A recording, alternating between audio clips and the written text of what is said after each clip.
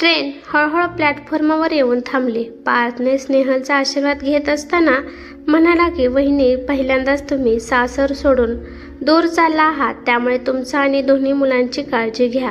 हा म्हणून स्नेहलने तिच्या पदराने तिचे डोळे पुसले आणि ती आणि मुले ट्रेनमध्ये जाऊन बसली. ट्रेन तिच्या मार्गाकडे जाऊ लागली, परंतु स्नेहलचं मन मात्र भूतकाळात घुटमळलं होतं. 18 वर्षानंतर ती माहेरी चालली होती. ती विचार करते की माहीत नाही आई कशी असेल, माझ्या 2 बहिणी कसे असतील, त्यांचे लग्न झाले आहे का नाही, आता ते मला ओळखतील का नाही, असे अनेक प्रश्न स्नेहलला पडले होते. या 17 वर्षात मी किती सोसलं आहे हे माझे मलाच माहीत आहे. स्नेहाने एक मोठा श्वास घेतला आणि मागच्या सीटवर तिने डोके ठेवले. स्नेहलचं 12वी शिक्षण पूर्ण झाल्यानंतर तिच्या वडिलांनी तिचं धूमधडाक्यात लग्न जयंतसोबत लावून दिलं. जयंतचा मामा आणि स्नेहलचे वडील दोघे चांगले मित्र होते. जयंतच्या मामानेच हे लग्न जमवले होते. त्याचे मामा जयंतची प्रशंसा करणे कधीच सोडत नव्हते. ते म्हणत होते की माझा भाचा खूप हुशार आणि मेहनती आहे. त्यांचं हे बोलणं ऐकून स्नेहलच्या वडिलांना खूप गर्व वाटत होता. लग्न झाल्यावर स्नेहल तिच्या सासरी लक्ष्मीच्या पावलांनी आली आणि 2 दिवस राहिलेले रीतिरिवाज करण्यात गेले आणि पूजा झाल्यानंतर जयंत आणि स्नेहलचा त्यांचा संसार सुरू करण्याची परमिशन मिळाली. जयंतची खोली मस्तपैकी फुलांनी सजवली होती आणि स्नेहल पण नटून थटून खोलीमध्ये त्याची वाट पाहत बसली होती.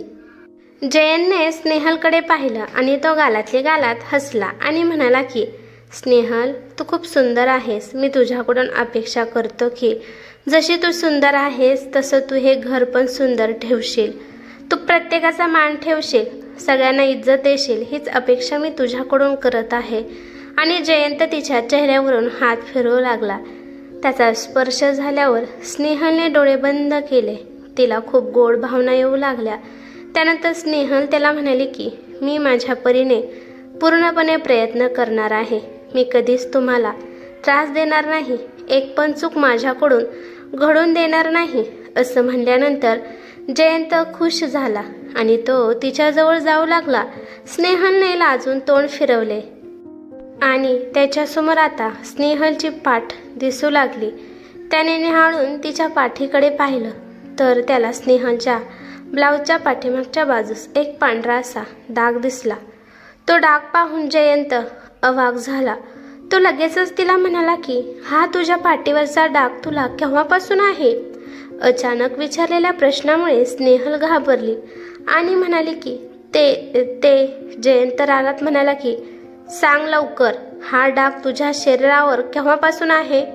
स्नेहल घाबरून म्हणाली की मी जेव्हा 6 वर्षाची होती तेव्हापासून हा डाग माझ्या पाठीवर आणि पोटावर आणि मांडीवर पण छोटासा आहे. माझ्या आईवडिलांनी यासाठी खूप इलाज केला परंतु काहीच फरक पडला नाही. जयंत म्हणाला, अरे देवा, तुम्ही एवढा मोठा छळ माझ्यासोबत कसा करू शकता? जयंत एकदम दंग झाला होता. त्याची हालत खूप खराब झाली होती. त्याचं हे रूप पाहून स्नेहल खूप घाबरली होती. स्नेहल घाबरून म्हणाली की पण तुम्हाला काय झालं आहे? तुमच्या मामाला तर या बाबतीत सगळं माहीत आहे. आम्ही त्यांना स्पष्ट सांगितलं होतं की तुम्हाला जर मंजूर असेल तरच हे लग्न होईल आणि मामांनी आम्हाला आश्वासन दिले होते की या डागाबद्दल तुम्हाला आणि तुमच्या परिवाराला काहीच प्रॉब्लेम नाही. मग तुम्ही दंग का झाला आहात? बोलता बोलता स्नेहलचा कंठ दाटला आणि ती रडू लागली. जयंत रागाने म्हणाला की काय म्हणालीस? मामाला या बाबतीत माहीत आहे? तू काय अप्सरा लागून गेली का? एवढा मोठा डाग असून सुद्धा मी तुझ्यासोबत लग्न करेन? तुझा बाप माझ्यासोबत स्पष्ट का बोलला नाही? तुझ्या बापाने मला सगळं काही खरं खरं का सांगितलं नाही? मुद्दा माझ्यापासून या सर्व गोष्टी लपवून तुम्ही ठेवल्या आहेत. जयंत खूप रागराग करू लागला. त्याच्या आवाजाने आता पूर्ण घराला समजलं की घरात काय घडलं आहे.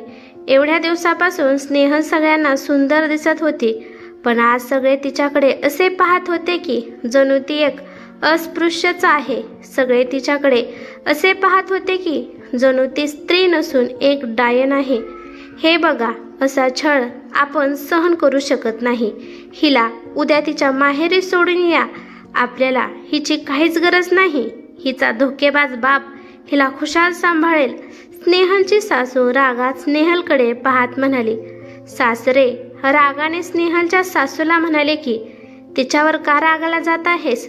तुझ्या भावाला या बाबतीत जाब विचार की त्याने एवढी मोठी गोष्ट आपल्यापासून का लपवून ठेवली. जयंतच्या आईने लगेचच त्यांच्या भावाला फोन लावला. जयंतचा मामा निर्लज्जपणाने म्हणाला की दाजीने माझे टेंडर थांबवले होते, सगळ्यांसमोर माझा अपमान केला होता आणि एवढेच नाही तर त्यांनी सगळ्यांसमोर माझ्या थोबडीत मारली होती आणि त्याचाच उत्तर मी आज तुम्हा सगळ्यांना दिलं आहे. आणि असं म्हणून जयंतचा मामा हसू लागला. जयंतची आई हे सगळं पाहून थक्क झाली. त्यांना विश्वासच बसत नव्हता. थोड्या वेळाने त्या म्हणाल्या की जयंत, उद्याच हिला माहेरी सोडून ये. आपल्याला अशी रोगीट सून नाही पाहिजे. जयंत शांतपणाने म्हणाला, नाही आई, ही स्नेहल आता माहेरी जाणार नाही. दुसऱ्याच्या चुकीसाठी मी हिला शिक्षा देऊ शकत नाही. आता स्नेहल माझी बायको आहे, त्यामुळे तिला याच घरात राहावे लागणार. आता तिला या घरात पूर्ण सन्मान मिळणार आहे आणि हो, शिक्षा पण मिळणार आहे. हिच्या वडिलांना आणि मामाला पण चांगली शिक्षा मिळणार आहे. आजपासून मी आपल्या मामासोबत आणि हिच्या बापासोबत कसला संबंध ठेवणार नाही. तिच्या बापाची ही शिक्षा आहे की ते जोपर्यंत जिवंत आहे तोपर्यंत ते आपल्या मुलीचा चेहरा पाहणार नाहीत. मी जिवंत आहे तोपर्यंत स्नेहल कधीच माहेरी जाणार नाही आणि कधीच तिच्या माहेरवरून कोणीच इकडे येणार नाही. जयंत रागात बोलत राहिला आणि त्याचं बोलणं ऐकून इकडे स्नेहल दंग झाली. ती विचार करते की मला किती मोठी शिक्षा भेटली आहे. जोपर्यंत नवरा जिवंत आहे तोपर्यंत मी माहेरी जायचं नाही आणि माहेरचे पण कोणी येणार नाहीत. हा विचार करून तिला चक्कर येऊ लागली. ज्या घरी 18 वर्ष घालवले त्या घरातली आठवणी सहजासहजी मी कसं विसरू शकते. माझ्या भावासोबत बहिणीसोबत कधीच बोलायचं नाही आणि त्यांना बघायचं पण नाही. आई वडिलांना सुद्धा पाहायचं नाही. याच्यापेक्षा जास्त मोठी शिक्षा काय असू शकते. विचार करत करत तिला चक्कर आली आणि ती खाली पडली. काही दिवस स्नेहलचे टेन्शनमध्येच गेले. हळूहळू स्नेहल सगळ्यांच्या मर्जीप्रमाणे त्या घरात राहू लागली. समय वेळ मोठ्या मोठ्या जखमांना भरून काढते असेच दिवस जात होते. स्नेहलने तिच्या गोड स्वभावामुळे तिच्या सासरच्यांना आपल्याकडे वळून घेतले होतं. सगळे तिची प्रशंसा करत होते. नाईलाजाने जयंतने पण स्नेहलचा तो डाग अनेक मोठमोठ्या डॉक्टरांना दाखवला, परंतु डॉक्टरांनी स्पष्ट सांगितलं की याच्यावर कोणताच इलाज नाही, पण हा अजून मोठा होऊ नये यासाठी आपण प्रयत्न करू शकतो. जयंतने आणि स्नेहलने आता सगळं देवाच्या भरोशावर सोडलं होतं. डॉक्टरांनुसार तिचा इलाज सुरू केला. त्या घरातील सर्व सुखसुविधा मिळत होत्या. तिला आवडीनुसार कपडे, खाणे पिणे, राहणे, सगळीकडे हिंडणे फिरणे. परंतु फक्त हेच असल्यावर आयुष्य असतं असं काही नाही. जोपर्यंत नवरा समजूतदारपणा दाखवत नाही तोपर्यंत हे सगळं व्यर्थ असते. जयंतचं असं तुटक बोलणं आणि वागणं पाहून तिच्या मनात खूप वादळ निर्माण होत असायचं आणि माहेरपासून वंचित राहिल्यामुळे तिच्या मनाला असंख्य वेदना होत असायच्या. माहेरी सगळे असून पण तिला अनाथासारखं राहावे लागत होते. लग्नाच्या दुसऱ्या दिवशीपासूनच जयंत एकदम शांत झाला. त्याच्या चेहऱ्यावर नेहमी गंभीर भाव असायचे. त्याचं हसणं तर आता कोणाला दिसतच नव्हतं. तो वारंवार कामात गुंतलेला होता. जयंत नेहमी स्नेहलची उपेक्षा करत होता. स्नेहल बिचारी त्याचे कडवट विष आनंदाने प्राशन करत होती. रात्रीच्या वेळी नवऱ्याच्या आलिंगनाने तिला ते क्षण तेवढे सुखदायक वाटत होते, पण तिच्या मनाचा विचार करणारं कोणी सुद्धा नव्हतं. तिच्या मनात काय सुरू आहे, तिला काय हवे आहे या बाबतीत कोणीच तिला विचारत नव्हते. माहेरी तिला न सांगता सगळ्या गोष्टी मिळत होत्या, परंतु इथे सगळं असून माहेराशिवाय सगळं अपूर्ण होतं. तिच्या मनातलं सुख दुःख सांगण्यासाठी तिच्यापाशी आपलं असं कोणीच नव्हतं. आलेल्या परिस्थितीला स्नेहल तोंड देत होती. स्त्री जन्माची कहाणी काही वेगळीच असते. प्रत्येक ठिकाणी तिला तडजोड करावा लागतो. जयंत तिच्यावर प्रेम पण कर्तव्य म्हणून करत होता आणि हेच गोष्ट स्नेहाला एका तलवारीप्रमाणे घाव घालत होती. जेव्हा पहिल्यांदा स्नेहाला मुलगी झाली तेव्हा घरात प्रचंड आनंद झाला. इकडे स्नेहलच्या वडिलांना वाटले की आतापर्यंत जावई बापूंचा राग निघून गेला असेल, त्यामुळे त्यांनी त्यांच्या भावाच्या आणि बहिणीच्या हातून स्नेहलसाठी आणि मुलीसाठी भरपूर भेटवस्तू पाठवल्या. पण जेव्हा ते दोघे दारात आले तेव्हा जयंतने त्यांना दारातूनच माघारी पाठवले. जेव्हा स्नेहलला कळाले की तिचे चुलते आणि चुलती आले आहेत तेव्हा ती खूप खुश झाली. पण जयंत जसा त्यांच्याबरोबर वागला हे पाहून स्नेहल खूप रडली. तरी पण जयंतला तिच्यावर दया आली नाही. तो उलट तिला टोमणे देऊ लागला. तो म्हणाला की मी सिद्धांतवादी माणूस आहे. एकदा जे मी काही सांगितलं ते सांगितलं. जर तुला माझ्यासोबत राहायचे असेल तरच तुला माहेर पूर्णपणे विसरावे लागेल. या घटनानंतर काही दिवसांनी तिच्या वडिलांचं एक पत्र आलं. जेव्हा ते पत्र आलं तेव्हा घरी कोण नव्हतं, त्यामुळे तिने ते पत्र घेतलं. फक्त पत्र आलं आहे हे ऐकूनच तिला रडू आवरले नाही. तिला असं वाटू लागलं की तिचे बाबाच तिला भेटायला आले आहेत. तिने उत्सुकतेने ते पत्र घरामध्ये जाऊन उघडले. त्यात तिच्या वडिलांनी लिहिले होते, स्नेहल बाळा, आमची काळजी करू नकोस. आम्ही सगळे ठीक आहोत. तू तुझी काळजी घे. तू आनंदात असली म्हणजे आम्हाला काही काळजी नाही. तू ठीक असल्यावर आम्हाला काहीच काळजी नाही बाळा. पण कधी कधी आम्हाला तुझी फार आठवण येत असते. नेहमी डोळे तुझ्या रस्त्याच्या वाटेनेच लागलेले असतात. एक आस लागून राहते की तू मरायच्या आधी एकदा मला भेटायला येशील.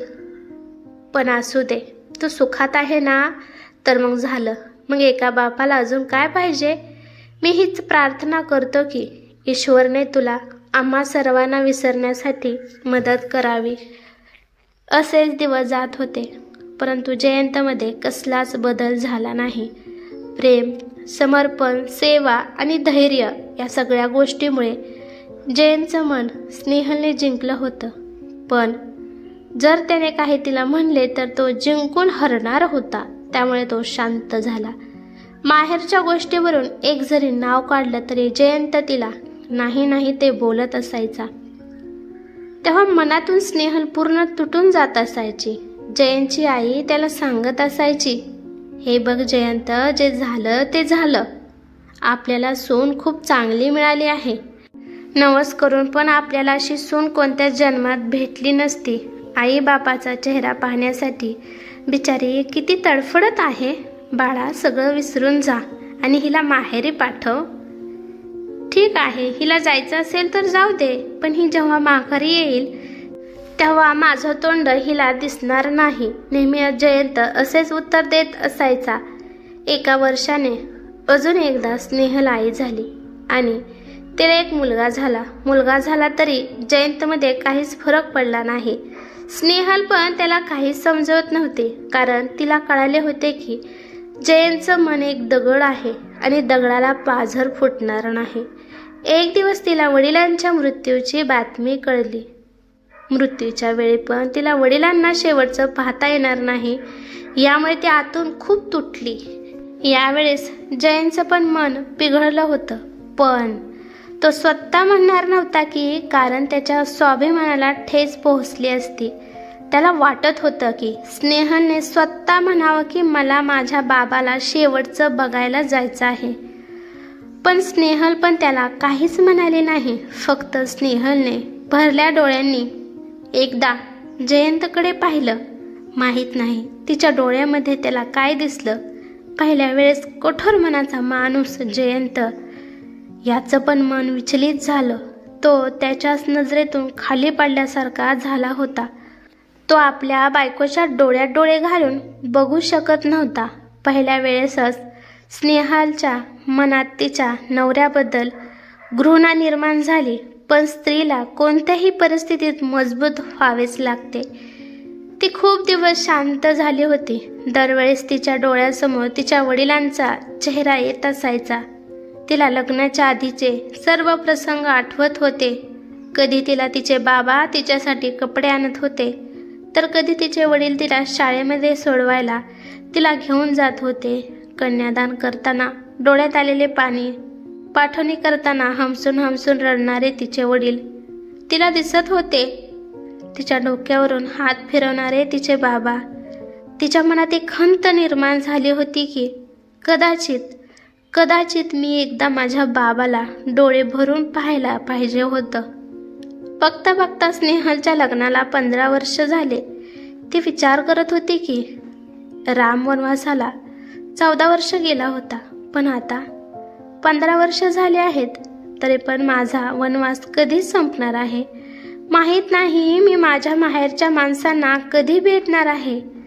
स्नेहलची मुलगी एक 13 वर्षाची आणि मुलगा 10 वर्षाचा झाला. मुलीचा चेहरा पाहिल्यावर स्नेहलला आठवण येत होती की जर कोणत्याही कारणामुळे माझ्या मुलीला तिच्या सासरच्यांनी माहेरी येऊन नाही दिलं तर, असे विचार येऊन तिला भीती वाटत असायची. तिच्या डोळ्यासमोर तिचं बालपण आणि तिची आई हे दिसत होते.